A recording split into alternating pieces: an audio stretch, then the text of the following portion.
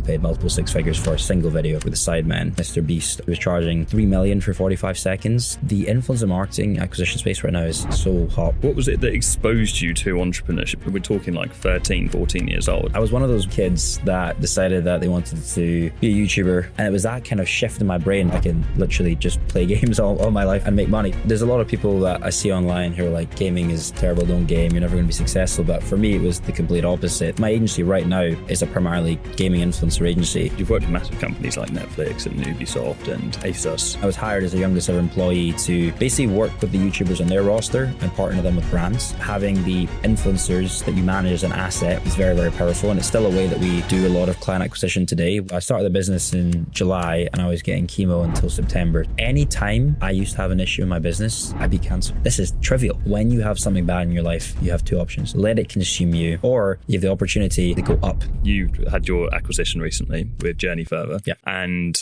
that was a multi-seven-figure acquisition leading towards an exit. What motivated you to do that in the first place and explore that? So, welcome to Agency Giants. So, you started Sawdust Media at 17 years old, an influencer marketing agency. You recently had a pretty nice exit for multi-seven figures, which I want to unpack later. Let's not get stuck into that too just yet. What was the key to your early stage success? Because you're pretty early to the influencer marketing game. Yeah, it was, I was one of those weird kids that decided that they wanted to be a YouTuber. Well, I guess most kids want to be a YouTuber, but instead of sort of going out and playing football with my friends and doing all of this kind of other stuff, I basically came home, did my homework, and then tried to learn how to make content on YouTube. So I've been doing that since the age of 13.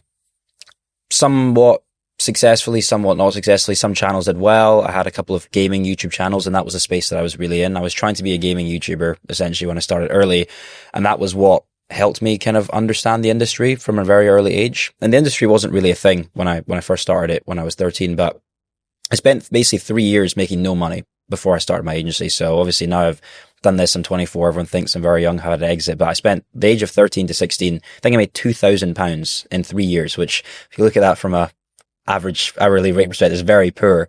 But it was just the process of volunteering in businesses that were working with content creators, trying to gain experience, because I knew I wasn't really going to learn this stuff in school because it's something that wasn't being taught. You don't learn this type of stuff at university. So I just spent a lot of time learning the mechanics of content creation. How did YouTubers make money? What was the monetization streams behind it? Who were the brands that were sponsoring content creators? And then over those 3 years, things were just growing and growing and growing. And the power of influencers was becoming massive. And now it's, one of the biggest marketing channels in the world. So spent those 3 years doing that, and then got a job at a company called ESL, which is the world's biggest esports company. It was bought by the Saudis for multiple billion transaction a few years ago. And I was hired as the youngest ever employee to basically work with the YouTubers on their roster and partner them with brands. And that was the first time I got exposed to how big commercial opportunities work with brands. The first client I was told to work on was Tommy Hilfiger, for example, and partner them with a number of content creators. So I really learned how content creation pricing worked, how YouTubers' audiences could shift and actually sell products and provide awareness. And that's what led me into starting the agency early. So it wasn't like I just started at 17 and worked it out. Yes, obviously there's a lot of stuff to work out, but I had gone 3 years just trying, error, learning from people who are more successful in the space to then get started myself. It's interesting that you had the gaming channel to start off there. Was that an unfair advantage? Well, it's not an unfair advantage, a very fair advantage that you weren't in getting started with the influencer space? Yeah. That was a foot in the door. How do you feel about your relationship between gaming and early stage entrepreneurship success? It's something I've spoken to about. I used to love World of Warcraft, man. That was my thing. I'd sit down for hours and hours playing that thing, and you would just farm levels all day, every day with no return. And I think that taught a huge amount of delayed gratification. Do you feel the same in your entrepreneurship journey, that early stage kind of gaming life? Yeah, for sure. I mean, there's a lot of people that I see online who are like, gaming is terrible, don't game. You're never going to be successful. But for me, it was the complete opposite. That's pretty much all my success came off game. My agency right now is a primarily gaming influencer agency. So that is one part of it. But it's also the fact that I wasn't actually particularly very good at gaming. I just enjoyed doing it. So it was that kind of, that persistence and resilience of never actually being particularly good, but still wanting to try and get better and go through those challenges, and also that competitive element that came from it, which then fed into entrepreneurship. There's a lot of qualities and attributes that I see from my early experience of gaming and wanting to build, wanting to grow, wanting to get better, that then translated just into the game of obviously entrepreneurship. What was it that exposed you to entrepreneurship? Because it's still, we're talking like 13, 14 years old. It's like an exposure. What were the early stage influences that got you into it? Yeah, so I met these guys online who so I was very big into CSGO, FIFA and Minecraft were the main things. And when I was 13, I was playing a lot of Minecraft, just made these online friends. And it was one of these friends just one day came to our Skype group chat, because that was what was used at the time. I was like, oh, I started this business. And I didn't really understand at the point, but he basically had started what was a YouTube multi-channel network at the time. So they were these businesses, and they're still around today, which partner content creators, take a percentage of ad revenue, provide services in return. That business model is not a good business model anymore, and most of them have really died off or have had to pivot, but it was the biggest thing at the time. And it was almost like a status symbol for creators to be signed with an MCN. So he launched like a sub network of an MCN. So bigger MCN. And then he was essentially like a white label in essence. And he just came to the group, and he's like, I've started this. Does anyone want to get involved? I didn't really understand it, but he was a friend of mine. So I was like, yeah, let's get involved. Let's do it. And it was that sort of like influence of this young guy has just started a business randomly online, and he's monetizing what we're doing. He's monetizing gaming. And it was that kind of shift in my brain. And I wanted to be a doctor up until this point, because Indian background, Indian family. And it was that shift in my brain that was like, wow, this guy's found a way that we can monetize our YouTube channels and monetize gaming. I need to do this. I need to learn this, because then I don't have to kind of go down this traditional career path. I can literally just play games all my life and make money. So it was that early kind of network from gaming that I met. And then naturally through this guy, he, got into circles of other people who are building multi-channel networks. And then I got exposed to these people and how they were building sort of small businesses online, working with content creators, working with gamers, and they're just naturally absorbing information from them. That's awesome, man. You've worked with massive companies like Netflix and Ubisoft and Acer, and many others. Presumably you didn't get to that point really quick, or did you? And if not, what did the early stage client acquisition look like? So I was quite lucky in the early stages, where I had this job from ESL that I was in, and the way that ESL managed their clients and influencers was non-competitive to the agency that I started. So they were an MCN, and I started initially Solderson as a talent management agency. So both creators can both be partnered to a talent company and an MCN, because the way that you monetize is different. MCNs monetize off of ad revenue, talent management companies monetize off of brand deals, sponsorships, commercials. So I was quite lucky in a sense, where I had 5 or 6 creators that I was managing at ESL under the MCN, that I basically said to them, look, I'm going to start this management company. They had a great relationship with me. They came, they joined me. So it was quite a simple transition from there, which really gave me a bit of a push and a head start. And in the early stages, the client acquisition was 2 ways. One, it was inbound opportunities to these creators. Having the influencers that you manage as an asset is very, very powerful. And it's still a way that we do a lot of client acquisition today. We still have a management company as part of it, and we use that as like a inbound funnel to then upsell to the agency. So brands would reach out to these creators.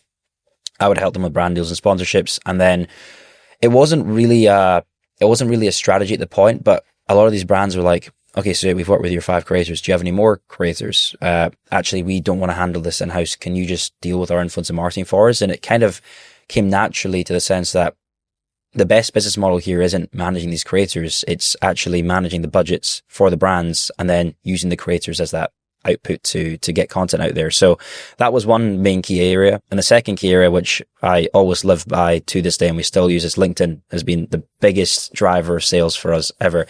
In the early stages, it was nothing very special. I was just spamming cold outbound. And for me, it was just quantity. That's all I needed. I was like, I just need to get out there. I just need to meet relevant people. There was also not an awful lot of agencies at the time when I started. I was one of the early ones. There was a class of agencies before me who I think started a few years before, but then a lot of other influencer agencies that I'm still very friendly with today started in 2017, 2018, which is when I started. So there wasn't that many agencies. So really there wasn't that much competition. And when you're reaching out to these brands about influencer marketing, it's quite a new concept to them. So the response rates were significantly higher, or they didn't know how to do it at that point because no one knew how to do it. So the response rate was relatively high. So even from pretty shoddy cold email and cold LinkedIn, that you kind of got that, but it was just a lot of cold LinkedIn, a lot of follow-ups on cold LinkedIn, and then getting them onto email and then booking in discovery calls to kind of have these conversations.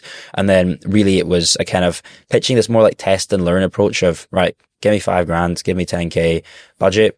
I will then deliver on a campaign to achieve certain KPIs and then grow the clients from there. And the clients that obviously you mentioned before, a lot of them came a lot later on. I think the Netflix stuff came in 2023. So about 5 years on. Ubisoft is relatively new. It was last year we signed them. Acer was actually one of our first clients. That one's been there for 5 years. And that was actually through an inbound to our creators, which then we then have basically upsold to a proper agency service since. Nice. Can you paint a picture for tangibly, like what it actually looks like? You're working with creators. Are the creators signed exclusively to a specific agency, or are they working with multiple agencies that are sourcing jobs for them? So it's there's a load of different ways that this works, and it used to be a lot cleaner, but now there's so many different structures. So generally in the industry, you'll have talent management agencies, so they exclusively represent creators. So we have one of these as part of our business. It maybe makes about 20% of our revenue. It's a much smaller side. But they're exclusively signed to this agency. That agency will then handle all of their commercial opportunities. So essentially, the creators get allowed to create, and we handle the business in the back end. You then have another two type of agencies.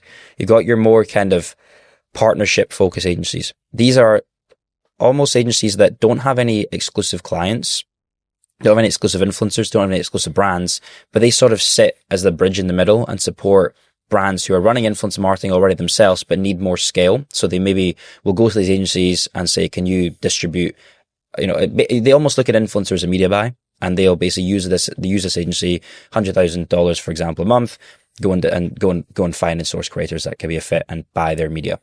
And then you have your more strategic influencer agencies, where they are almost like the strategic partner. They almost sit within the marketing team of the brand. They will define the brand strategy and like manage the creative, and then run and execute all the way from conception to completion.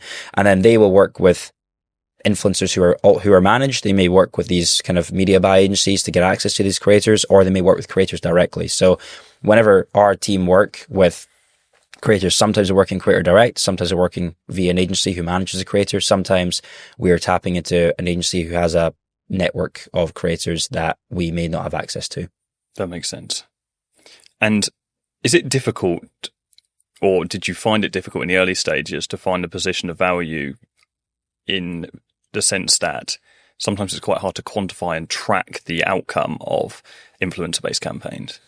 In the early stages, no. I think it's now harder, actually. Reason for that is because back in the day, influencer was so new, so everyone was really seeing it as, right, let's just test. We don't really know what we're going to get. Everyone also really looked at it more as a top of funnel channel before. Now influencer is shifting. Influencer is still seen for some brands as a top of funnel channel, but now a lot of brands are trying to compare and utilize it as a performance channel, because if you do it right, you can make it work significantly well. A lot of brands that do YouTube influencer partnerships are very performance heavy. I think YouTube is a very performance based channel for influencer. TikTok, Instagram are still much more sort of top of funnel. So from a quantifiable metrics in the early stages, it was very much essentially CPM focused. So how much am I paying for 1,000 views? What does that reach? What is awareness? How many followers am I getting? Because that's what people cared about back then. Now the shift is going more towards, what is that either direct return, or what is the impact that influencer is making on my other channels through sort of halo effect, or the efficiency that it's generating?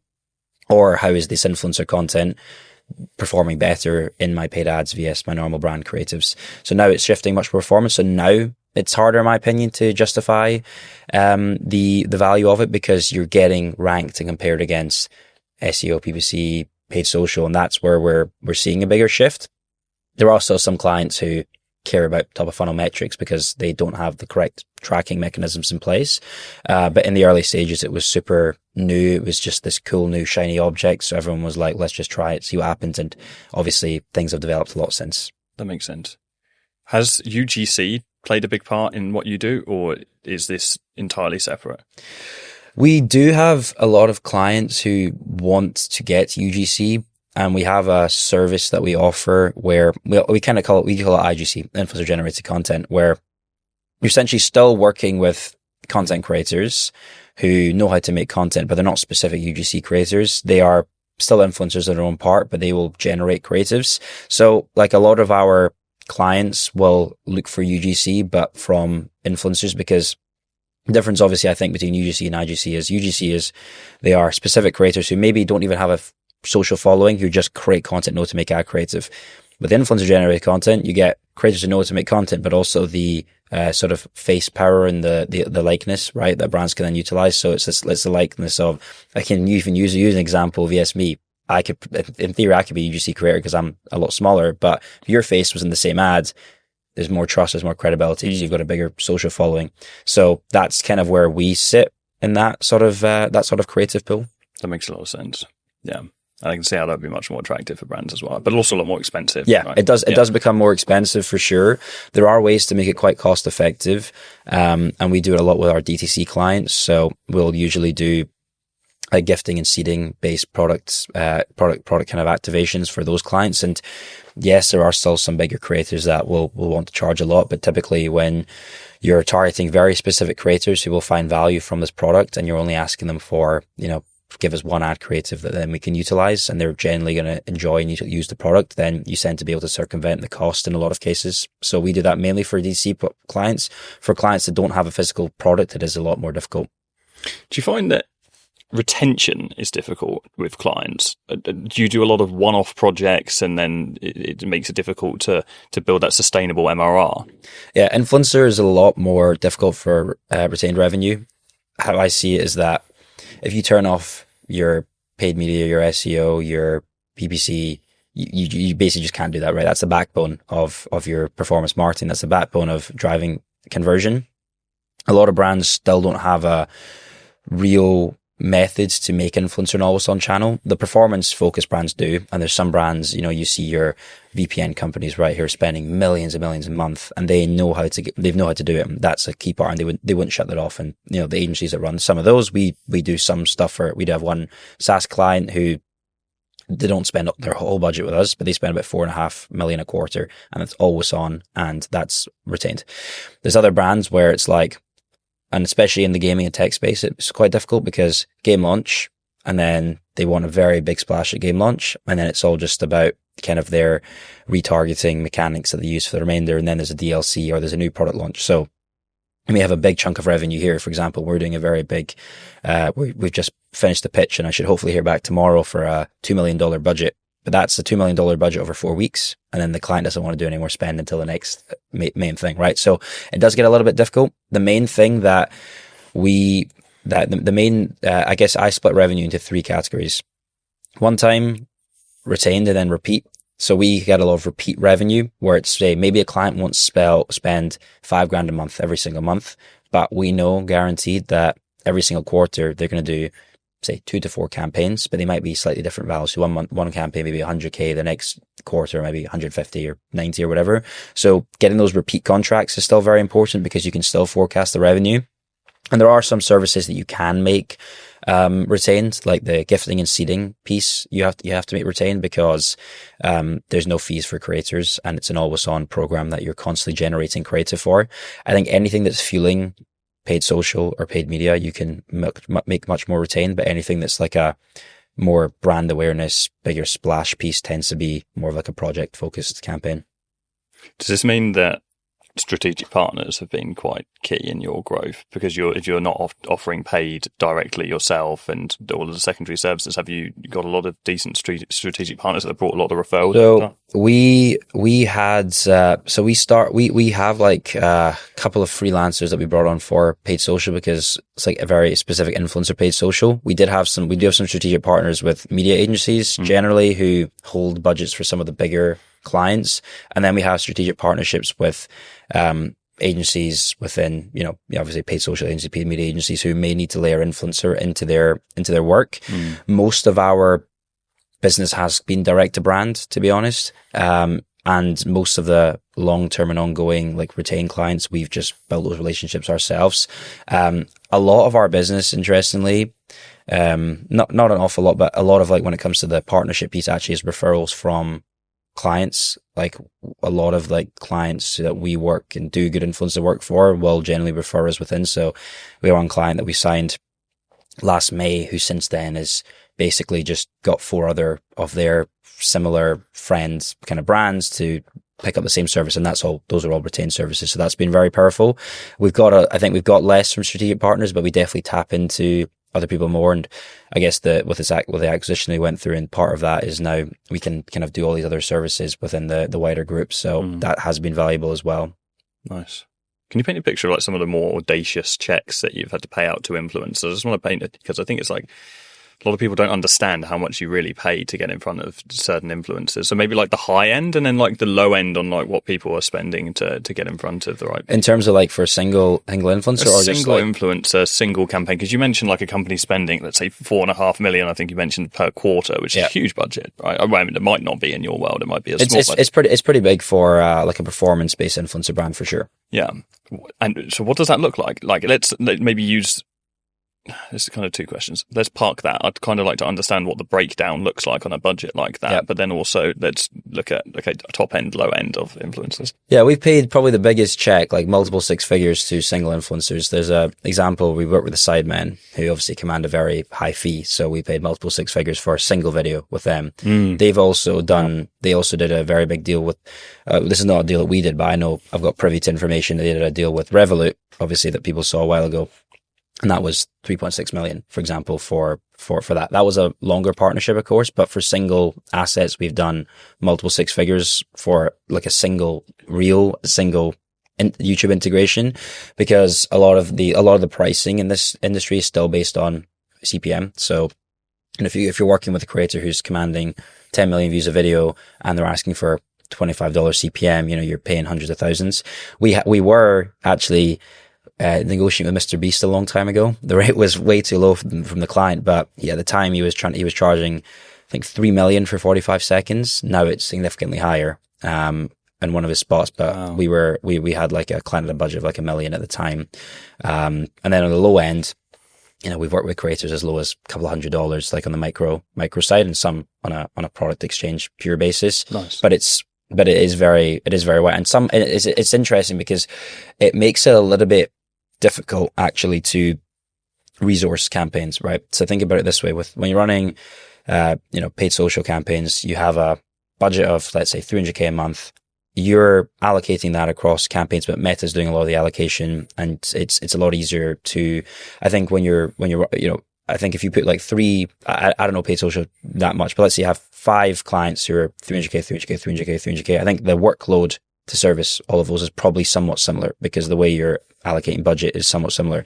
For influencer, I could get a client who wants to spend 300K in a month and then wants to spend it across 1,000 influencers. Or I could get a client who wants to spend 300K a month and 2 influencers. So the workload perspective based on the budget is actually quite difficult to resource until you really get into the scoping of the work and what you need. So some projects are significantly more profitable than other ones. If we're working with a client who wants to have 100 smaller creators, because that's just the strategy that makes sense, the team resource is significantly higher. So actually the net profit on these clients are a lot lower. So we always do try and aim for the bigger activations. But when you're a strategic partner with a brand, you can't just do that, because you're bought into the company and you're trying to ensure that they're getting the best output. So some clients, that the best way to do it is a mixed approach with some macro, some micro, and a lot of smaller creators to really drive into those engaged communities. But then the staff cost on that is significantly higher, because you've got to deal with humans, right? So you need humans to deal with humans and do outreach. We have to outreach to content creators and manage, say, 100 influencer conversations, VS just loading up 300K and throwing it at Meta and Meta doing the distribution. So it becomes a lot more difficult in that sense, which is why actually a lot of influencer agencies the last couple of years have, so quite a number of big ones went bankrupt, because just a lot of cash flow issues and people are not managing the cash flow effectively against resourcing VS what you're paying out to creators, or taking in creator money and then using that to pay your team and then not being able to pay out creators and then having a lot of cash flow issues. So it can get difficult. So there's a big operational requirement behind everything you do. I want to unpack team and structure there just before we kind of come into that. Just a couple of things on what you just said. You mentioned, like, let's say Mr. Beast, for example, charging, huge amounts. Did you say, was that 4 million, did you say, for the feature? He was, at the time, and it's significantly more now, he was wanting $3 million for a 45-second ad spot. 3 million for 45 seconds. Presumably it's a very specific kind of business that is getting an ROI on that kind of a feature.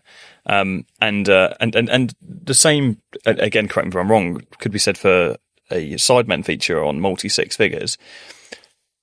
Are the businesses who are featuring within a brand like that, are they doing it for perception and long-term gain, or is it for direct ROI? The former. If you're doing direct ROI, typically most brands will use a combination of small to macro size creators. And when I say macro, I'm not talking like they're, I consider them mega, have a distribution, a sensible distribution. Most brands that do direct ROI will actually mostly utilize creators that they renew on a consistent basis, but we can talk about that slightly later.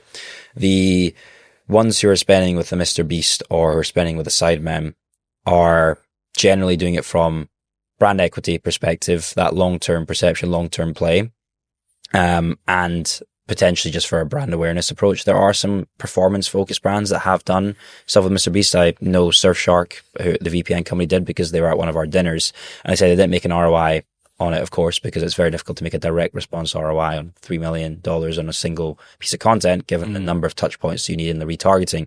But it was a much longer sort of creative brand equity play that really just gets Surfshark out there. There's a company that are doing influencer marketing right now called Odoo, which people are seeing popping up there. No one had a clue who Odoo were before they started working with Nico Milan, like all these big lifestyle entertainment creators. And we do a lot of work with Odoo, and I was asking them because I thought the strategy was a bit stupid, to be honest. I was like, why are you spending this much money on these creators who are completely irrelevant? For context, Odoo is an all-in-one business solution, right? So they're working with like entertainment creators. And they were telling me that it's because no one knows who Odoo is outside of Belgium. So it's just literally the point of getting that brand equity and having people know and understand and know the name. Because obviously when you're doing marketing, right, you need to have people know who you are before you can convert them. So it's that kind of play of getting people to know who you are, working with these larger creators, and then driving conversion over time. Influencer marketing is a long-term channel. A lot of influencer content is not going to perform direct response on the first test because a lot of the time influencers' audience need to get warmed up to the brand. People are obviously very skeptical to ads. If you see an ad on a creator's content, you might think they're just selling out. But if they're building a long-term partnership, so it tends to be a long-term avenue. So some of these elements, I don't know if the Mr. Beast thing will pay off over time, but that's the kind of direction that they're looking to go, is just getting this kind of bigger brand equity associating with these larger creators. It's the peak of the funnel, really. It's as high as it gets in the funnel, really. Which is interesting because I think smaller businesses look at it like it's much further down the funnel. Yeah, and a lot of smaller businesses. I mean, most small. I've spoken to a lot of D2C companies, for example, just because I've got friends who run e-commerce businesses. Most small companies will never consider influencer because it is such a high risk channel. It's not as sustainable as running these kind of more performance focused channels. So you have to be a bigger size to make it effective, for sure, because you do need to spend a lot more on it, and it also is a long term play. There are, of course, ways to make it profitable as a smaller business that you can do, but a lot of it, and especially the huge creator side of things, is super top of funnel that will over time make things more efficient and potentially reduce your acquisition costs, or over a year or 1.5 years you'll see a return. But for a smaller company, it's you can't be waiting a year and a half to see that return. Yeah. What do you think is, if a company comes to you, and of course there's a lot of different contexts that we'd need to determine, but a company comes to you, you're marrying them up with specific influencers. What are you looking for to identify that these people are the right fit for this business and the product that we're selling? Yeah, so there's various different things. We go through various kind of vetting processes. So at the top level, there's kind of three vetting processes that my team go through. Just trying to remember exactly if that's correct. It's the three. So top level is essentially just understanding who is the audience targeting is, of course, the main thing, right? So if we tend to try and find out from brands they're targeting from their other marketing campaigns, what's most successful there. So if they are one of our clients, I can just use them as the example here. they're an AI web hosting company. Actually, it's the client I reached out to you about in the original time we first spoke. They are an AI web hosting company, mostly targeting small to medium business owners who are consuming content from and trying to learn how to grow their businesses. So we're looking for influencers that who match the audience profile. So have, certain male demographics, certain female demographics, certain age, gender, certain audience that are like firmographics and potential people who are watching from a jobs perspective. So we have a tool where we can see, for example, the proportion of your audience makeup is mostly entrepreneurs or whatever job descriptions as well. So that's one piece.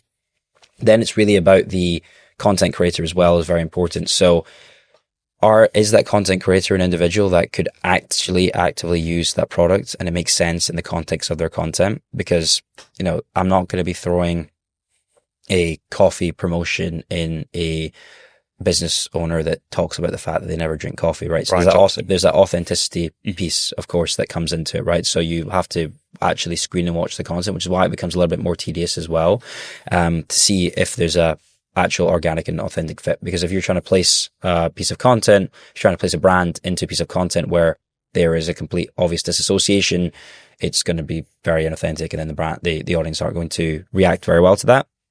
So that's another area, and that's another piece.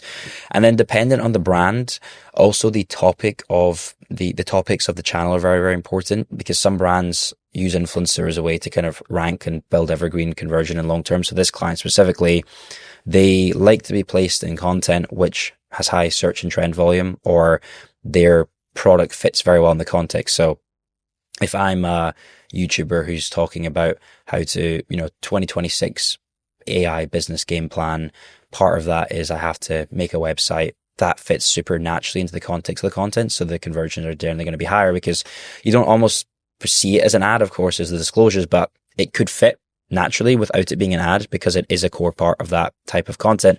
And also that search topic is going to be very organic and authentic over time. People want to know at this time of year, what's the best business model and what's the kind of AI blueprint, for example. So it's placing creators who are creating that sort of type of content as well. And then there's the things like fraud analysis of the following breakdown, how many followers are active. Engagement rates is a very important piece. And one of the things that I think is arguably more important is comment ratio. Because a like is very easy to do. I scroll Instagram all the time. I like stuff, but does the creator actually have an engaged audience that are putting together thoughtful and in-depth comments about the content of the video? And those are the type of creators that actually have a more bought-in audience, because the audience is genuinely caring to comment and provide value underneath the video. So comment ratio is a very important piece as well. And then really depending on the brand as well, like platform breakdown. So if my client is a mobile game, I want to see people who are watching more mobile or using the platform that's more fitting for mobile, so you can get that further direct conversion depth response. So there's a few different scientific pieces that go into it and data pieces, but then there's also just your normal human judgment from, does the product make sense in the context of the video? This is create that type of content. Do they actively speak out to their audience that maybe they're needing a gut health supplement, or they like this game, they like this type of, product, because then that resonates very well and the audience has already sort of bought into that journey. And then when they see them suggest they're promoting this content, it's very natural. How common is it to see, when you're running this analysis on brands, to see brand owners, and how easy is it to identify brand owners, or creators rather, engineering growth through, comments, followers, likes, etc., to boost the growth of their brand? It's pretty easy now. There's a lot of tools that you can do with. Back in the day, the only tool that you could really use was Social Blade, where you could see if there's the spikes, and when YouTube would do their purges, and you can see when it comes down. Now there's a lot of tools, which we have a tool that we work with, that I work with a lot on my YouTube channel as well, which has some sort of model which can essentially screens content over the last year, I think, and it can break down engaged audience that have engaged in certain amount of time, and then the quality of those engagements as well. So you can get quite a good makeup and breakdown of how good the content is. And then some of it is just general human understanding and nuance. Like we did a campaign before with a lot of mum creators, and those type of creators are terrible for this because they have their group chats and communities where they all post their content into, and then all the other mums engage to kind of boost and fake engagement. But it's very easy to tell that because it is just a bit of like looking at the comments, and if they're just creators that just have a bunch of emojis or just like those like one or two word comments, it doesn't make sense really. Or you can click onto the other profiles who are commenting and seeing if that creator is also following them and is also boosting that engagement. So there are like your scientific ways, as I say, but sometimes it is just a bit of common sense. And after you train, your team to spot these different things, like if I am watching one of my videos, for example, and I've done a 10-step influence marketing breakdown, and someone's asking a specific question about step 7 in a very detailed way, I know that that's a genuine follower who's watched the video and is interested. If someone's just commenting, nice, it's quite a different makeup of how quality the content is. So it's quite easy nowadays. Before it was a lot more difficult. But there's so many creator types that are very bad for this type of stuff, and it's generally in the female kind of older female space anyway. So you just have to be extra vigilant with those types of creators. Interesting. It's also the best demographic to sell to it is, from a direct to consumer perspective. It's also the most expensive type of creator naturally, because from a consumer perspective, but they do perform very well. But when you find those gems in that space are not doing that, then you're really on to. They're expensive. They are expensive, yeah. Really interesting. It's just each niche and each market has obviously different CPMs, like you would have on Meta, based on region, type of content, follower demographic. I always tell people when they're like don't know influence marketing, if they know how YouTube ad revenue works, right? The CPM that you probably get in your channel vs CPM a mum influencer with a very high concentration of female audience and a high US audience, her CPM ad revenue is probably higher. Maybe, I don't know your makeup of your audience, but just as an example, right? That tends to reflect similarly in the CPMs that you see brands pay. That is the most expensive demographic comparative to, for example, I work with male gaming creators. You're seeing typically like a $15 to $25 CPM for YouTube integration. Mama influencers, you're seeing upwards of like $60 that you'd be paying per 1,000 views for those types of creators. So they're the most expensive by sure, but it's also because the consumer, the audience are the highest grossing consumer audience as well. So it generally reflects that. What I do know is CPMs, at least on my side, have dropped just every year for the last 8 years. They just drop. Is your audience changing much over? No, the audience is the same, but the CPMs in the online business space have considerably. Yeah, I mean, the YouTuber are clamping down a lot on the type of content. I don't know if you've had any issues. I had a strike on my channel because they are trying to push people away from this kind of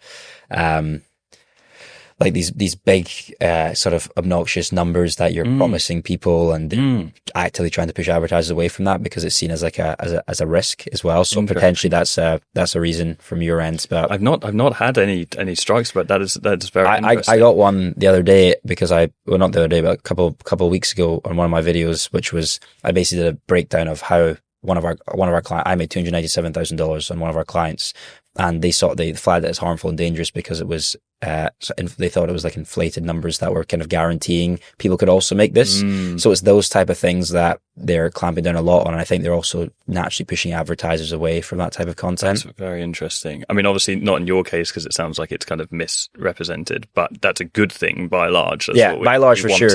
Like for me, I was very confused with that video because it was a genuine breakdown of a brand deal, a campaign we did for Ubisoft, our client, and I went through exactly the breakdown. But I think it was potentially the way the title or thumbnail was positioned that they thought that I was telling people they can also do this, which is naturally, they're not going to be able to do that quickly. It's definitely possible. Some of the people that I know in the space have just started in the last 2 years. One person that I was mentoring for a bit, he's did $950,000 in revenue last month within the first 2 years of running his agency. So it's definitely possible, but they are clamping down a lot on that, which is definitely good because there's a lot of people that fall for this type of content, but that's possibly a reason for your ad revenue. That's an influencer agency? That's an influencer agency, yeah. Wow. That's awesome, man. Have you been able to run the team quite lean? Like, would you say your revenue per employee is better than, let's say, a performance creative agency or an ad agency? Or our team's pretty lean. Our team is about just under 20 people, and we try to aim for net revenue, so like a actual sort of fee income of like £100,000-ish per employee, and it's a kind of a standard benchmark of a lot of other agencies in our space. We have been able to run things pretty lean, which means our kind of margin on that is relatively high, but we've built process and system. We've got tech that we've kind of got, nothing that we've built proprietary, but just tech solutions that we've built into the back end. So yeah, we have tried to run fairly lean, and also just the focus has been more on those sort of larger campaigns, lower volume of creators. Now things are changing slightly because we have more of these clients who are wanting to broaden the pool and number of creators, but it is just really like a resource management perspective. We have an operations manager whose whole sole job is just managing project management systems, setting up and ensuring that the team are resourced and allocated correctly for the different parts of the business. And we've streamlined a lot of things we've been building this influencer database over the last 7 years. So, we can start a campaign. We know what sort of expected prices are going to be. We know what creators are going to perform because we've got previous performance data. So a lot of things have improved and streamlined from that. There's other agencies that I know who are doing similar EBITDA numbers to what we were doing before the acquisition and maybe double the size of the team. That's not to say that they needed that many people, to be honest. Like, I don't think they actually did need that many people. I think it's more just from the case of building for scale, building a team for scale. I imagine project management is really important with what's your project management tool of choice? We use ClickUp as our project management tool. We basically have a couple of automations that we built between our sales and project management. So everything basically feeds in from Pipedrive, which we use our CRM, goes into ClickUp, and then Anthony is our project management or operations guy. Will basically traffic manage everything and ensure that everything's allocated correctly. And then we've got our senior campaigns lead who basically manages the delivery teams, ensure that everyone's resourced effectively. Nice. Cool. Affiliate links in the description. I don't actually have affiliate links for either of them. I've got one affiliate that pays me very well, which is Xero Accounting Software. They pay really well, but do they? Yeah, it's a great one. But the other two, I don't for. Where are you getting the affiliates? Where are the sales? Who are you promoting Xero to? Just on my YouTube channel. I actually very rarely talk about Xero on my YouTube, but it's just in my description. And I've mentioned like tools that have been required every so often, but that's the one that pays the best, which is very interesting. It's a good one. It's a good one. I'm a fool because I've been helping people start businesses for 8 years. They pay, so Xero, I don't know if this is relevant to the podcast, but Xero, I don't know if you use Xero accounting software, but I do. And it's like, the subscription is like $9.99 a month or something. It's in the higher plans, you get to like $30, $40, but they pay like $200 for every single like sign up on the front end. So, and that you don't have to wait anything for that. So literally as soon as someone buys like a 75% off subscription, which is $9, you get $200 back. So it's been pretty good. Like even I remember just logging in after doing the first video and I had like a 1.5K in there and I was like, I had like a very small video and mention on it. So I should probably start pushing this a bit more. It's definitely a good one. And I'm going to make a video genuinely in the coming weeks about the things that I wish I did when I first started the agency, because I ran the agency very badly, purely in the first 4 years, because I was going to university. I was trying to run it really like a lifestyle agency. And for what we have now, it's so different. And I was going to make a video about like the things I wish that I didn't do. And one of the things is going to be financial management, because I manage finances terribly to begin with. It's the most important thing for an agency, especially when I was going to the acquisition. Really the only thing that the buyers care about is, well, not the only thing, but it's the most important thing. So I was generally going to have a video about it. So I'll plug it in that as well. Nice. Very good. Yeah. We got a CFO into the agency, a fractional CFO about 24 months ago now. And it's just one of the best things that we did. And now coming into owning Appointwise, the software that I'm a part of, it's just financial health has just been so solid from day one. And it's just so important. There's a lot of things I'm going to do differently when I go on my next venture, but I think this has been a great learning experience. And that is the number one thing, is getting experienced people on earlier, but also experienced people in some of these more strategic key areas, because I didn't have a clue like about financial health earlier on. So I did the same. I got a fractional FD mainly during the acquisition process to really support me in that piece, and makes a huge amount of difference. Like people always think it's a huge expense, they don't realize what it's for. But like if you can have someone who understands your financial models and the numbers and how to forecast effectively, then it's a real superpower, because you can basically just work. How I see it now is that I know exactly what the forecast needs to be, and I know all the numbers that need to go from an input perspective to get there. So it's changed it massively for me. Yeah, especially when you marry performance metrics to financial metrics as well. Yeah. Well, talking about like stepping into the future, you had your acquisition recently with Journey Further. Yeah. And that was a multi-7-figure exit, or acquisition rather, leading towards an exit though, right? Yeah. Okay. And so what motivated you to do that in the first place and explore that? So it's interesting. I wasn't going to do it at this stage initially. I had always planned, build the agency, exit it, and then do something in SaaS or tech in the future. That's always been my kind of plan. But agency is a great first business model. So I was planning on growing this for maybe 3 more years, I think, because I always planned I'll do the sale when I'm around 27, 28, and then that's when I'm planning like starting a family and all that type of stuff. So kind of have that as a natural breaking point, spend a bit, time on family, and then getting to my next thing. The shift really came because there's a few reasons, but there was a number of like mostly external factors that made me push the timeline up. The internal factors were the case of I've been doing this now for very, very long solo. So that's that one of the first reasons. I built this business at the age of 17 whilst I was ill, solo. Of course, I've hired experienced people, but there was kind of these knowledge gaps that naturally I know I'm going to have because I just don't have those years of experience in the game. And because my next venture, I want to be a significantly larger scale business with probably much more operational procedure, more employees, much bigger stakes. I was thinking to myself of, am I going to be able to effectively do that running a 20-person agency and understanding how to do that? No. There's no way I'm going to be able to know how to run and manage a team because managing a team of 5 people to 20 people to 50 people to 100 people, very different challenges. There are, of course, fundamentals, but it's very different challenges. And also the way that you move yourself in the business and what you actually focus on is very different. So I was thinking, right, if I join a larger group that, has these people, I can get exposed to how a business of this scale and this size needs to operate and the type of people that are involved, the type of leadership team you need to build. So that was one of the things that was very important for me.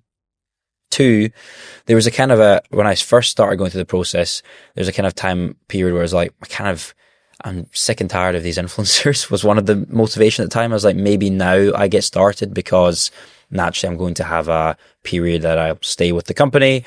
And then, if I do that at 27, I'm still going to maybe be with the company for a little bit of time. So it makes more sense to start now. The external factors that brought it earlier, and the reason that I decided now, was just because the influencer marketing acquisition space right now is so hot. There's a stat I saw on LinkedIn that I saw prior to my acquisition at the time. I think it was in September. There's about 66 agency acquisitions just in influencer marketing all throughout this year already. So people want to buy this service in because the influencer marketing growth curve is kind of exponential right now. Where I think the influencer marketing industry is worth about 30 billion. By the end of 2030, spend is going to be about $100 billion. So going to grow 3x in the next 4 or 5 years. Now, in my opinion, there's a certain size of agency that you'll need to have in the influencer marketing space to capitalize on that organic growth, because a lot of the growth is going to come from bigger brands who typically have bigger vendor process, need a bigger agency because they will not rely on smaller agencies from just compliance perspective. There's a couple of clients that we've tried to work with where we can't get in the roster of agencies because we're too small, because they don't think we have the manpower, we don't think we have the finances, the things we're on, right covers or whatever it is. So if I was going to capitalize on this, I might miss out. And the way I mapped out to my team is that if influencer marketing on this exponential growth curve, we're kind of on a curve that's slightly below that, and we're not going to meet that growth. So it was like, how do I position my business? Because I still want Solderson in the business that I've grown to be able to flourish and grow to get to that stage. And really the natural opportunity was coming into a group that is on that growth curve and is of a big enough scale, has this client base that we can then service. So that was one of the reasons. 2, influencer, as I say, is just getting more and more valuable. So the multiples right now are higher than they potentially would be in the next couple of years. And obviously, you've been in the space for a while. Markets are quite cyclical. So the best time to sell an influencer agency was 2022. The next best time to sell an influencer agency is now, because the multiples back then were ridiculous. The multiples now are still, you're getting higher multiples now than you'd get for other types of agency businesses. My view was, if I waited a year, 2 years, 3 years, maybe I'll have higher profit and my multiple will probably be, your multiple scales as your EBITDA goes up. But I actually might end up probably with a similar amount that I end up with right now because the multiples right now are higher. So that was another reason. So those are the two kind of key things as well. And then the other part, as I said before, was just like wanting to be in this environment with, people who have been there and done that, grown and scaled businesses to 200 plus people with multiple offices. We're a fully remote company that have run quite lean. So I can learn and develop and pick up that knowledge. Plus then also just be exposed to bigger clients. We're very much in this gaming, tech, SaaS, AI space. Other agencies we're speaking to are much, more in this kind of mainstream notion and really wanting to get into that kind of market as well. So those are the main driving forces of doing it right now. But as I say, I was always planning this. It just was going to be at a potential later date, but the market forces right now were just, it made a lot of sense. And I know a lot of other people actually that since I've sold who've reached out to me that I'm friends with, have been like, well, I'm also doing this. Because obviously you don't tell people who, and I'm like, wow, like there's a lot of people actively right now trying to consolidate down. Oh, and that's another point, that a lot of clients that we know that we're seeing are trying to consolidate their vendors, in our opinion. Like a lot of our clients are, say working with 10 agencies and only want to work with 5 or 3. So if you can service across multiple areas, you kind of create a little bit more of that moat. Like if we're just doing influencer and they've got a PR agency that also does influencer, we're probably going to get the cut vs the PR and the influencer agency. So we're kind of creating that multi-service approach as well. How long has the process taken from being like, right, okay, I'm definitely going to do this thing, to finding the right buyer and the entire close to? Mate, far too long. Yeah. I went into it not realizing how long this type of stuff, first time doing it, but process took 1 year and 5 days exactly. I signed the engagement letter with my corporate finance company on the 26th of September 2025, and the official close date was 1st of October 2024, 1st of October 2025. The first 3 months really just prep to get ready to go to market, because the time of the year they didn't want to take the business to market, because selling a company now, however kind of explain to other people, it's quite similar to selling one of our services. You have to go to market, you have to have a strategy, you have to go to buyers. And that time of the year, they thought that, if we're getting all the prep stuff done in October, November, take it to market in December, no one's going to be around. So we didn't actually go to market until late January and February. So really spent the first few months just getting everything in the business ready, all the numbers, basically building the information memorandum, getting the data room all ready to go. Went to market in late January, early February time, and then basically started getting conversation with buyers, getting people interested, and then moved to basically getting people to submit letters of intent and offers. That process happened in April and May because there was a bit of negotiation. We had 5 initial offers of varying sizes and varying structures. So some that were more sort of longer time in the business base, some that were more equity focused, some that were more cash focused. US offer as well. And I think we have had, I can't remember if they're based in Sweden, but somewhere in Europe. So a few UK, 1 US, 1 Swedish, and then just kind of went through the negotiation process, agreed on a letter of intent essentially with a buyer, which is journey further. And interestingly, and one thing I will say, they weren't actually the highest offer. But the reason, and people are always like, why do you not take the most amount of money when they don't understand it? I'm obviously I'm going to be with the business for a little bit of time, and I'm really thinking about what does the future look like for me whilst I'm with the business? What is the future of their agency? Can I see myself working with this company? And the highest bidder, I just could not see myself. I couldn't imagine just my team wanting to be in the environment they were. Couldn't imagine my team working. I didn't really, get along with them particularly well. And I think there's, no more amount of money that you can have to have a terrible year, 18 months, 3 years, however long you're with.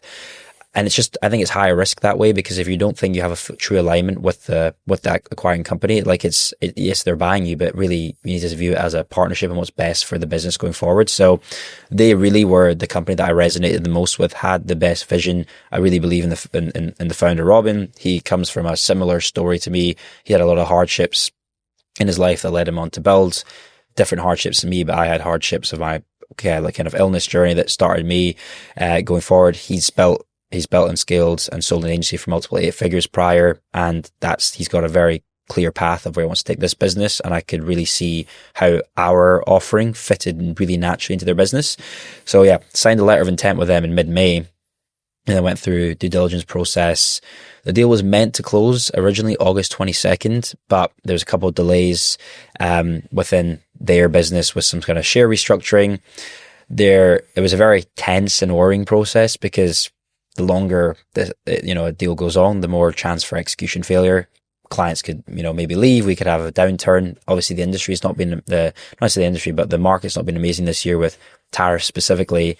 And for a lot of our clients, they are gaming and tech peripheral companies, D2C companies that are producing in China. So we had a lot of clients that had to scale back influencer budgets over July and August and the summertime. So our August wasn't amazing. And it's like that kind of worry of, are things going to go wrong? Is the buyer going to back out?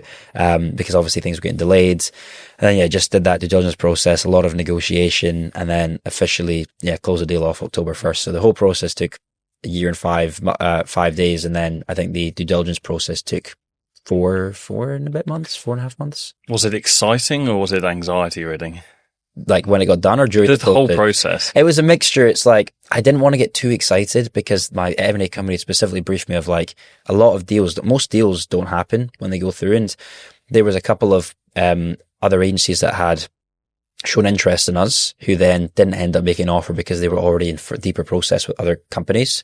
And none of those deals happened in the end, like all of those ones that happened. So there's kind of like, I don't want to get too excited because they just told me like, don't, until the signature's on the paper, nothing is done, right? The day before, actually the night before the deal, there was still like there was a roadblock that came up in terms of negotiation because they'd missed putting something in the agreement that they wanted to add in last minute. And, I was up at 3 a.m. Dubai time because I was ahead at the time, like trying to agree whether we were going to, can basically concede on this point or not. So there was all this anxiety really because I just didn't want to get my hopes up and too excited, but I tried to keep leveled with it. Most of the anxiety just came from trading performance because of the tariff situation. Like we had a pretty solid first half of the year. First quarter of the year was amazing, and then April, May, and June, you started seeing some issues with tariffs coming, and then Q3 wasn't super amazing because just a lot of our clients had to have budget, because our biggest client in the previous year, pretty much just their CEO just basically was like they laid off 30 of their marketing team, so loads of those issues happened. So there was a lot of that anxiety. When the deal got done, it was more like, I wasn't really excited. It was more just relief, like this weight off my shoulders of like, I've been working on this for so long and it's actually happened, because obviously it may not have happened. It was that relief of, I can just breathe now and not have to worry about it so much. Yeah, nice, man. That's awesome. For people who have got an agency right now and they are thinking, I'd like to have an exit one day, like, what are the things that they need to think about to make their company attractive to a prospective buyer? Yeah, there's a few key metrics that I learned on the process. So you can still sell with having you being quite involved in the business, but they really so firstly, it will depend on your motivations. Are you selling because you want to exit immediately, or are you selling where you want to get acquired, you want to stay for a little bit, ride that sort of wave, and then potentially exit at a future point? So there's two different things that are important for each of these. Key man risk is obviously a huge one, right? We're a small business and I'm still pretty involved in the company. I do a lot of the sales, so key man risk is higher here. Yes, we have a senior team. We've got a very experienced, my sort of second in command is a lady called Sue, who's 47 years old, been in the business for like 25 years, really competent commercially, but still, because I'm quite involved in the business, personal brand wise related as well, there's still that. So there was never going to be a scenario where I could walk away from the business on day one, and that's fine because I don't need that. I need some time as well to build within this business and learn and grow and see what the next opportunity for me is anyway. But if you want to leave immediately, you really have a very structured, solid management team to the point where actually your role is pretty much redundant. I was out for dinner with a much bigger agency in my space that, mentored me a little bit when we first started, and they're about 100 people. The two founders basically saying to themselves, like, over the next few years, we're just basically want to make it so the buyer actually won't want us because they're going to be paying too high a salary for nothing. Because they just want to get out, but they are, doing tens of millions in, agency fees a year, have a very structured team operationally. The next thing, which I didn't realize was super important, is actually the back office of an agency is a lot more important than I initially thought. So when I say back office, like HR, people team, marketing function, legal function, because these sort of things just allow you to, if you have a very solid marketing function that's producing quality, lead flow, always, it's a much more sustainable path for a future buyer. If you have this kind of structured, it kind of just gives you a bit more of a more rigor to your agency if you have a structured back office team. So people actually see potentially having offices as a plus, because you see it as a proper business, sell that kind of older sort of mindset. So that part's important. So for some buyers it's not that important, but for others it is. For ours it wasn't really that important, because for them it was actually better because they have this all. So they don't need to make people redundant and kind of have multiple costs. Now, when it comes to an actual commercials and financial perspective, agency growth naturally is a very crucial thing. So sort of 3 years of sustainable growth of the business. You're not having, downturns and spikes, because the buyer could just think that, well, this year's one in a million year, and actually you're going to have a drop next year. So sustainable growth is obviously naturally very important for the business to show that.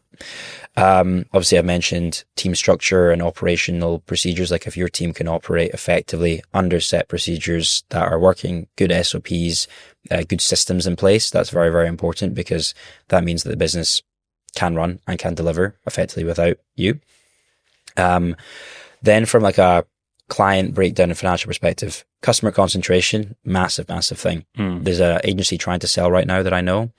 Their top clients, like 60% of their revenue. It's super high risk, right? If that client was to leave, then that's 6% of the business gone. So I was told sub 15% for top 10 clients, pretty good. So we were like, our top clients about 12% of our revenue. So we were actually in a pretty decent spot. So top 10 clients pretty much not making up more than, say, 56% of your revenue. And no single client making up, say, more than 15%. It's very important because of the risk perspective of that. So that's one. Then your retention of revenue. So influencer space is naturally quite difficult. So for us, like the repeated revenue is very, very important. About 82% of our business is repeat, not necessarily all retained, but it's repeat business that we have consistently clients. But if you're a business that is just fully reliant on purely project-based stuff, you can still sell, but your multiples are going to be lower. The retention of that revenue is very important for sure. And then the final thing that I found that was quite interesting, and this is not always a requirement, but for my buyer, the fact that we had a lot of revenue from out with the UK was very interesting to them, because they want to expand into US territory more, into the Middle Eastern territory, to Europe. So actually having a more diverse makeup of client base helps them be able to go to future clients and say that, revenue's coming from this. These are our clients in this market. For some buyers, having actually more revenue in the one area is better, because they maybe want to buy a purely UK operation, boots on the ground. But that's just something to be considerate of, is like, where is your revenue coming from as well? Because that was an important part of my transaction. Awesome. That's a perfect blueprint there for there's a few more things that go into it, and like how your numbers are run. But I think these are just general, like, if you're running a good agency and you have your numbers on check every month, and things are forecasted correctly, those are just normal mechanics you need to have as an agency anyway. So I don't think I need to necessarily add that. But if you're just first starting out, one of the things I regret not doing is getting my numbers correct and managed from day one. So important. So if you ever consider about selling, there's two agency owners that I have an advisory role for, and like, I basically just from day one, I told them, do not make this first mistake. First thing we do, create a very clear model of what you want the year to look like, and manage those numbers like super granularly, because that's the most important thing. And I regret not doing it earlier.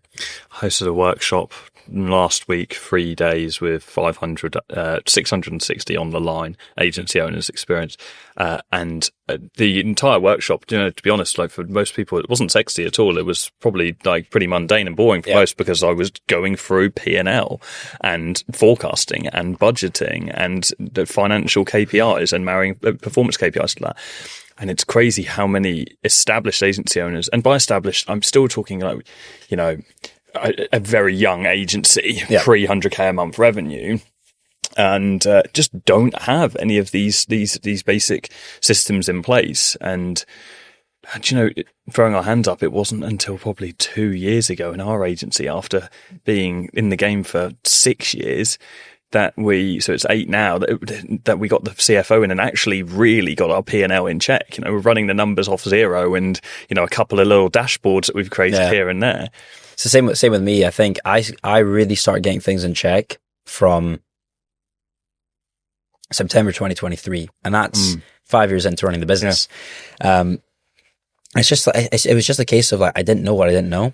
So and that's another thing I regret, is like I didn't go and seek advice from experienced people who've been in the game for longer. It was at that point I hired an advisor who previously sold his SEO agency in 2015 for about £37 million. And I think I literally got a newsletter from them, and I just reached out, and he's just been, it was super valuable in like helping me structure and actually showed me the key KPIs that are required for an agency. And again, it is one of these things that is difficult as an agency owner, because if you're just first getting started and you just want to it's not hard to start an agency. It's quite a simple way. It's not easy, but it's simple to just get set up, start doing client acquisition, getting outreach. But if you don't know that these things are important, you sometimes just don't think and neglect them. So it was, for me, it's the same thing. It was like, I didn't know that so many of these things were going to be important. I didn't know client services was an important thing. And now that's the biggest driver of our revenue now 2 years on, is having a solid client service team that focuses on growing our existing clients. And that's the biggest part of our revenue. Just a lot of these things that you won't think about because you're just so focused on, I just need to get new business, to get new leads. I just need to, get this money in every month. I'm going to be super happy. If for me, it was really more money was coming in than it was going out, I was happy, right? Yeah. That was all I was thinking about. And a lot of agency owners get into that route because it's like, my business is fine, but they don't think about the future planning of what does it take to actually build an agency of scale and value. And enterprise value is, building an agency for enterprise value is very different than building a business to sustain your lifestyle and cash flow. And obviously I started for a cash flow, and I was traveling and doing my thing. And then when I made that shift and brought the advisor in, I was like, I need to now start thinking about this. So many different things that I had to start implementing in the business. 100%. What does life look like now, post exit? I know we're still very much in that. You've got the period where you're going to be working inside of the business. Is there like a staged kind of like exit for you where you are facilitating your leave? Are you now working more in the business than you were pre-acquisition? Like, what does that look like? There's nothing really like that in place, because there's a certain like time frame that I have to. So the way my deal structure was majority on completion, and then a portion after 18 months that will come. No earn out. Just the only requirement is that I'm employed and I'm in the business. So there's no like structured process to phase me out, because as I mentioned before the podcast, I've taken a portion of that in equity in the company, because I do really believe in the business and the private equity journey they're going on. So we've not really planned for anything to phase me out exactly on that time frame. It's really going to be a discussion of me and Robin at the time of, what does this look like? Does it make sense for me to continue building and growing and building this business?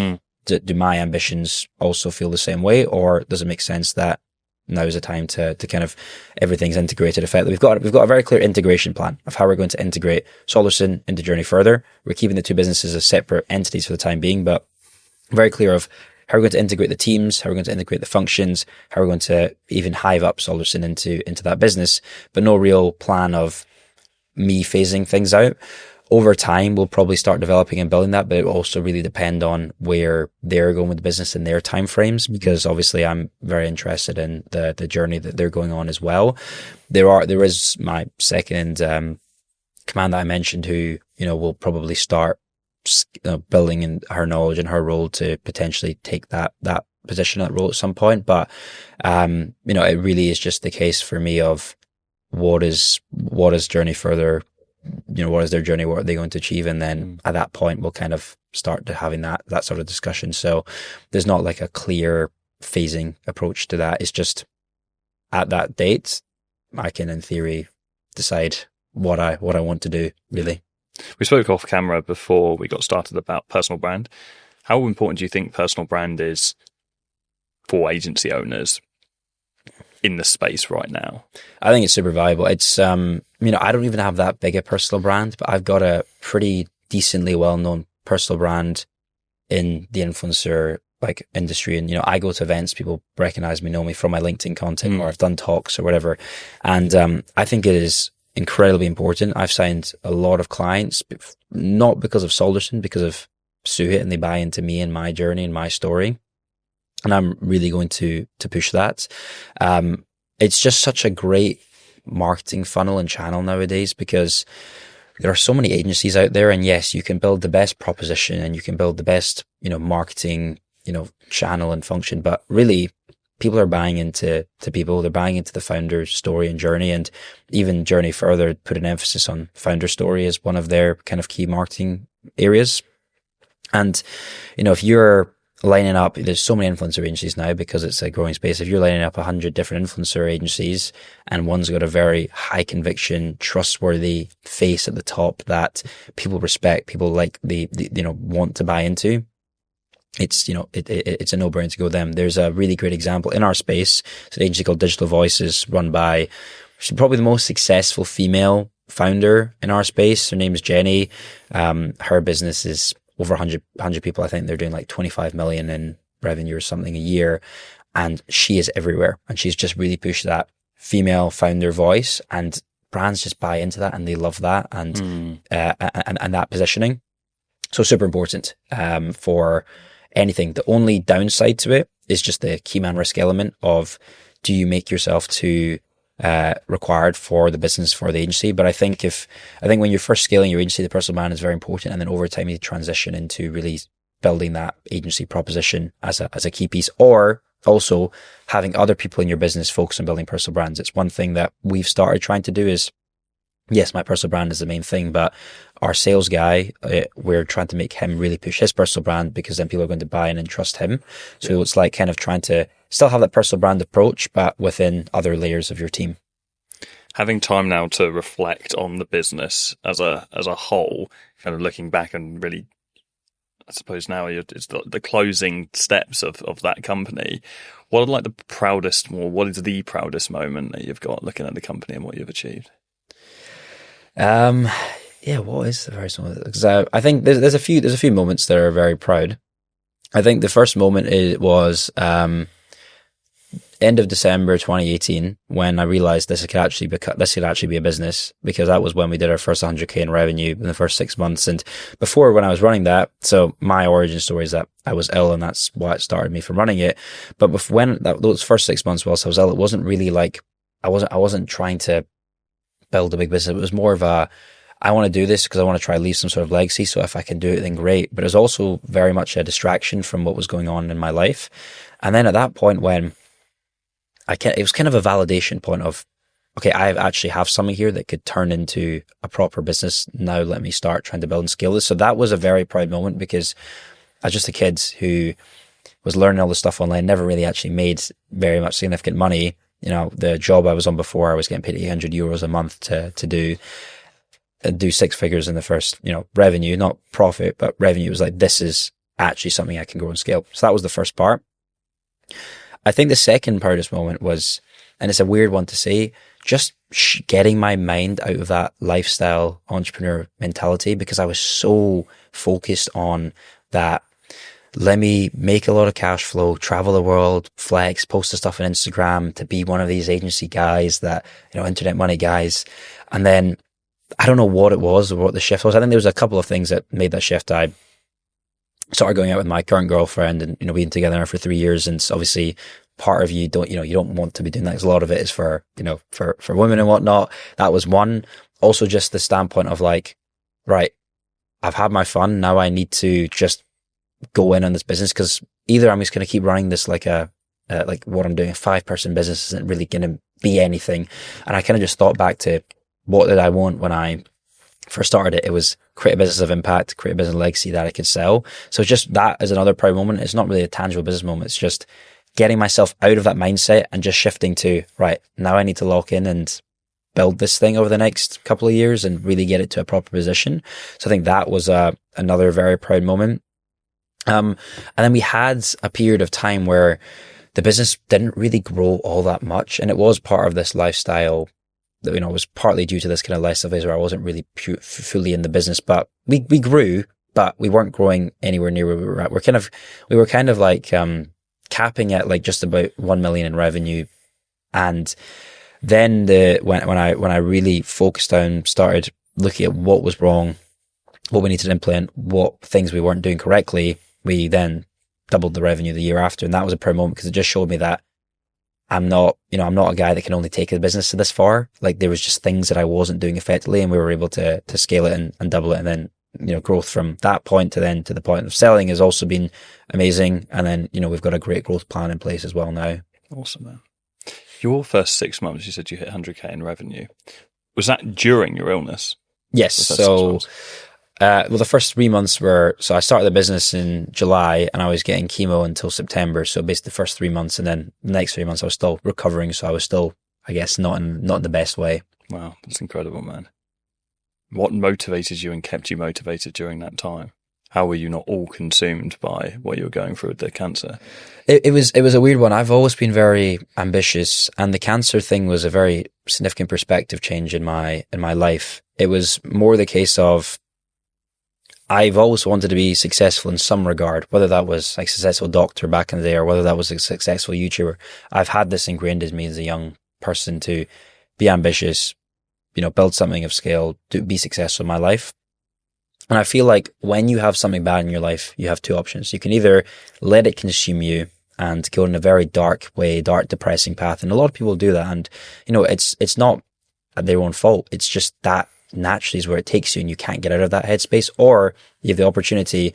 And, I forget who did I think it's Napoleon Hill, the quote from him. And it was the quote of every adversity comes with an equal or greater opportunity. And really that's just how I see things in life. And that was the perspective shift that I had, that this is simply just an adversity and I have the opportunity to go up instead and take it that way. So let's just focus down on something that I can take the positives from this opportunity. The positives really were, I don't have to go to school anymore. I've got a little more time. I can try and focus on these things that I've been trying to do. Yes, I'm in this bad way, but I'm at home. My fingers still work. I can still think clearly. Sometimes there's, you get a bit of brain fog when you're getting chemo, but I can still think. I can still learn. I can still develop. Right? Why not use all this extra time to try and do something positive and try and make something in my life? So I was really just trying to push myself to that perspective. And I've never really been someone who gets too down and out about things anyway. So I think it was only natural that I would kind of go in that direction. That's amazing, man. I always say that resilience is the most important trait in entrepreneurship. Yep. So many struggle with that and are not, or don't achieve what they want to achieve in life or get to where they want to get to because of that lack of resilience and inability to fix their mindset. What would your advice be to someone in that position? Yeah. That's I totally agree with you. Like resilience has been the number one piece of mine, and I think any entrepreneur does need it. What I do whenever I'm having a hard time in entrepreneurship, and it's obviously a lot easier for me to do this, but this would be my advice to people, is that look back at your life and just think about all the tough challenges and times you've had, and I can guarantee you there's something that's tougher than what you're doing and going through right now. Anytime I used to have an issue in my business, I beat cancer. I had something that was going to kill. Like this is trivial. It's just kind of reframing that perspective.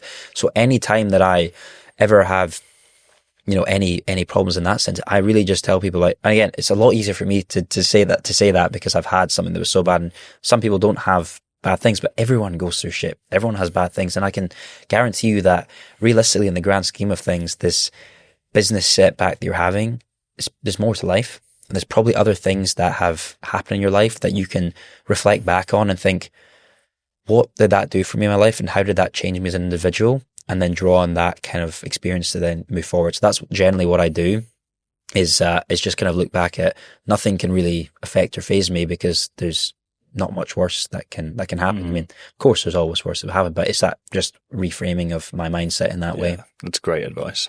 And someone asked me yesterday, actually, he said to me, I've been running my agency for 6 months and I just can't do the work. I can't make myself do the work. I'm like, how many calls have you made? And they're like, I've made 300 calls. It's in the last 6 months you made 300 calls. And I tried to coach through that process. I wanted to really try and get in that person's brain. But actually that mental frame that you just gave is a really nice frame. And I wish I said that. To look back on your life and all the things that you've already gone through and reflect on the things that have changed since that time. I think we all experience this as entrepreneurs. Like, we can't escape bad times, even when things are really good, like seemingly from the outside. And I think that was a personal challenge for me, is getting a lot of success in business and then realizing, oh shit, like you can go through a lull period or a bad period or just a mentally challenging period when you've already made it, when you've already achieved everything that you wanted to achieve when you were a kid, aspiring to be someone great. And that's tough. And then when you go through that once, and then like, it's like, well, okay, we can go through that again and again and again and again. And it's just that repetition of tough times. And then actually, I think you somewhat get to a point where things can get a little bit mundane when you don't have something that's really challenging happening in your life. You don't get the contrasting lows for those incredible highs, those exhilarating highs that you want to experience. You kind of somewhat flatline and end up seeking some kind of you do need it for sure. I think that it's a very dangerous place to be, where you just have too many wins and too much stuff going on. And I've had that. I've had periods of time where I just thought everything was amazing and it was the greatest time of life. But you build a complacency life as well going through that period. And it doesn't really help build mental toughness if you just always have consistent wins. The thing that is the best thing is like having peaks and troughs, because then you learn how to come back to equilibrium a lot easier, right? You learn that the highs are highs, but they're only as good as long as they last. You need to kind of bring yourself back to be grounded, and the lows are not going to last either. So I think when you have those two sides of the extreme, and you have those repetition, and you do those over enough period of time, you do just train yourself to kind of stay in a more equilibrium phase. And I've done that now, where, before I used to get super excited about winning clients, winning business. Now it's like, of course, it's great, but it's like, I'm not going to be, sitting back in my chair and like, okay, I'm taking the rest of the days off now. I've made it. It's like, no, that's great. Now what's next? Now, we continue building. I just kind of get back to normality, and it's just one step in the journey. And the same way, the lows, it's the same thing. I used to get really, if a staff member wanted to leave or there was an issue, we used to get really emotional about things. And then it's just now the case of, right, these are just challenges that happen in the line of duty and the things that you have to go through. Let's just get back to normality and think logically about what are the next steps and how we go through these things. And I don't know, it's a weird thing where I think naturally just going through it enough, and you see the repetition, I don't think I necessarily trained myself to get that way. Of course, there's the resilience piece I mentioned, but I think just a lot of the repetition, it's almost like the muscle memory of like when you go to the gym, you get the muscle memory, your brain just adapts to being in that state. It has been weird. Like, I can't recall a point where I tried to make myself that way, but it's just naturally has come with going through extreme highs and extreme lows. And, you have basically having to force yourself to act in that way. Because if you get too emotional in one or the other ways, it has no benefit to you, really, in my opinion. Completely agree. And it's interesting you said about when you get into this state of like through repetitive success, then it creates that complexity. I think that's actually one of the harder parts to crack, because it gets much, much easier in a place in the lull periods for you to be like, okay, I know this is a lull and it's a little bit shit for now, but we'll get through it, and I'll make sure I go to the gym and I'll go for walks and I'll do the shit I need to do and we'll make it happen. but it's much harder when you are in this period of win, win, win, win, win, to remind yourself it's not always going to be like this. You convince yourself, no, now's the time, it's great forever. And then it comes and slaps you again. I think it's much harder. I believe probably as we get older and wiser, it'll get easier to be more stoic and more or just more level at that time period, like as you call it, the equilibrium. It's just not enough life experience, really. And obviously, I'm only 24, so I don't have very much life experience at all. But just even to the younger guys that I mentor and help and stuff, like, they haven't had enough experience to see that life can just slap you in the face at any point. So you think you're on this high and on this win, and then something happens and it's a major extreme, and then you can't quite deal with it. But over time, you just have enough of these scenarios where you just learn, really. You just learn from experience. And if you're not learning, then you're doing something very wrong. Yeah. So agree. What's next for you? What are you working on now? Like, what does the future look like? Yeah. So obviously, aside from scaling and building the agency, one of the biggest things that has always been an ambition of mine, and I posted it on LinkedIn the other day. When I was, I think maybe 2020, I put this vision board up on my wall because I lived with my parents at the time, and I had 9 key categories. There was like fame, wealth, health, all these different various areas, all of this type of stuff. I don't remember exactly. It's a framework from an entrepreneur, but a friend sent me it, and it was just basically categorizing your aspirations and goals into different areas. So I've got my monetary ones of net worth by different ages. Of course, I had, kind of health goals of being able to bench certain amounts and health, fitness, and completing X, Y, Z. And I had a fame one, right, which was focused on like how I want people to perceive me, how successful I want to be known and seen. And there's always been a drive for mine, and I think it stems back to the days of trying to be a YouTuber, of trying to become well known, and not well known in a sense that I want to be a celebrity that can't even live their life without people chasing them. It's terrible. It looks like a terrible life. Yep. But someone that is well known enough to inspire and make an impact, and also seen as an authority and someone that you want to listen to and learn from in your relevant area. So it's always been an aspiration to be key opinion leader, I suppose, within as an entrepreneur.